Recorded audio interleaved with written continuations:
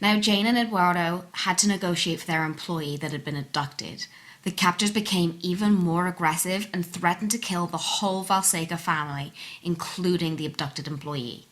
They had to go to the police again and ask for help, but they were told they had to move country. They could only take what they could carry, leaving that previous paradise behind them.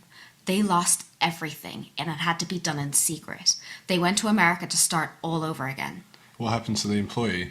They set him free 3 months later with no ransom at all. What? That's so weird. Poor guy. 3 months of that.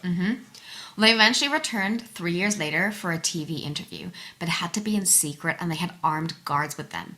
The house was exactly as they'd left it. All their clothes in the wardrobes and plates in cupboards. They visited the school that she'd helped set up to see a few friendly faces and invited some very close friends to join them for a party at the ranch for a final time, to bring their ordeal to a closure and leave the house on a good memory rather than a bad one. Oh, a very brave move. I guess they had the feeling of this is still our house. Yeah. So they just moved to America and started a new life. Yes, they did. However, Jane eventually succumbed to breast cancer in 2012, just 4 years after the incident, aged 45. She truly believed the stress of the incident had worsened her health. It destroyed Eduardo and the family. Jane was a hero and a role model. She was such a firecracker. Eduardo said it was so much harder to lose her than the kidnapping. Just one thing after another for this family. It's so sad. It really is. Rest in peace, Jane. Yeah. Did they ever find out who was behind this heinous act? The family resigned to never finding out who did this. However, in 2017, they found them, but more by fluke. Oh, wow. Okay.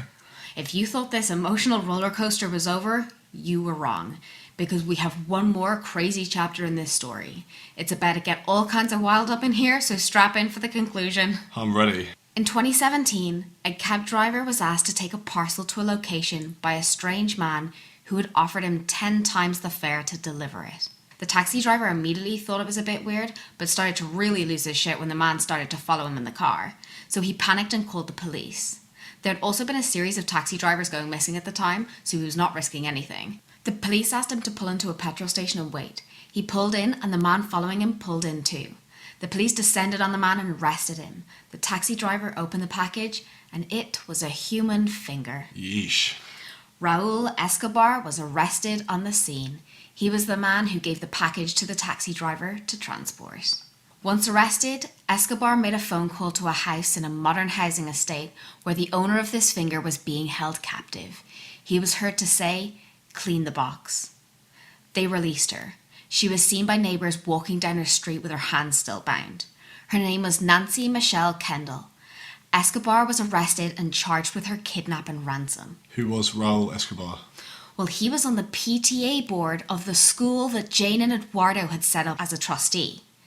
But Raul was not alone in this. He had an accomplice, Ricardo Salamanca. I'm going to take you back a bit in Raul Escobar's story because, dude, when I researched this, it blew my mind. Raul and Ricardo were friends from Chile. They were part of a guerrilla group and no stranger to a kidnap scenario. Ricardo had been arrested and found guilty in 1992 for the kidnapping of a newspaper heir. Sound familiar? The heir, Christian Edwards, was released after 5 months and payment of ransom. He also murdered right-wing Senator Jaime Guzman in 1991. Ricardo received 2 life sentences. Done and done. You'd think that, but like I said, it's wild. Okay. So on December 30th, 1996, a hijacked Bell helicopter, normally used for tourist tours, swooped down on the yard of a maximum security prison in Santiago, the Chilean capital, and whisked away Ricardo and 3 of his criminal buddies, one of whom was Raul, in a specially crafted metal basket lined with bullet-resistant material that dangled from the helicopter. Shut up. A breakout that got global attention. It was humiliating to Chile's still fragile government. Raul and Ricardo disappeared from sight, despite being on Interpol's wanted list. Where did Raul and Ricardo go after this movie-style prison break? They went to San Miguel, where they took the names Ramon Valencia and Esteban Tamayo. They blended into the community, which allowed them to plot their next series of kidnaps, Eduardo's being one of them. The 2 of them blended seamlessly into society, where their South American accents didn't arouse suspicion. At one point, Raul and Ricardo, under the names of Ramon and Esteban, opened a cafe in town. When it came out that they were behind all this horror, the people in the town couldn't believe it and were in a state of shock. They were well-behaved, well-mannered men who helped out and were part of the community, involving themselves in activities like the PTA board. After Raul was taken into police custody, his wife fled to Spain but was subsequently arrested, as was another female associate who was arrested back in Chile. Ricardo, his girlfriend, and his 2 kids initially fled to Chile. Then, a little while later, they went to France on fake Mexican IDs. For reasons that weren't clear, they were detained for 12 days at Charles de Gaulle Airport, then released. They were both arrested a few months later. Both Raul and Ricardo have pled not to be extradited to Chile for trial and sentencing, claiming it'll be an unfair trial. Remember, they're still wanted for offences there, like breaking out of prison in the most action movie-esque way possible and humiliating them. They're going to be in big trouble when they get home. Well, Raul now sits in a Mexican high-security prison on kidnap charges for the kidnapping and finger-severing and ransom of Nancy, but protests his innocence and blames local mafia for framing him. As of 2019, Raul was sentenced to 60 years in prison. The judge said that what he was wanted for in Chile was irrelevant, and that when he'd escaped the prison, he had a chance to start a new life and take a different path, which he did not take advantage of. Fair. Yeah. However, the Chilean government have made it clear they will not give up in trying him for his crimes in Chile, his homeland. As for Ricardo, well, Chile have been trying to haul his ass back to face up to those crimes, but France keeps denying it, as they don't recognise Chile as a nation of human rights. But he is now out and about after a few years in prison. He also wrote 3 books. One was called The Great Rescue, about his prison break. He also protests his innocence and claims to know nothing of the kidnappings. They had no evidence to convict him and claims it was a political media plot, stating, "Do you think they would have given me asylum if I was involved in those kidnappings?" His family and friends basically vouched for him and promised that he wouldn't do anything shady, and he lives as a free man in Paris now. Oh, sacre bleu. I just want to refocus our last words to talk about the Valsecas. Jane, before she passed, wrote a book called We Have Your Husband.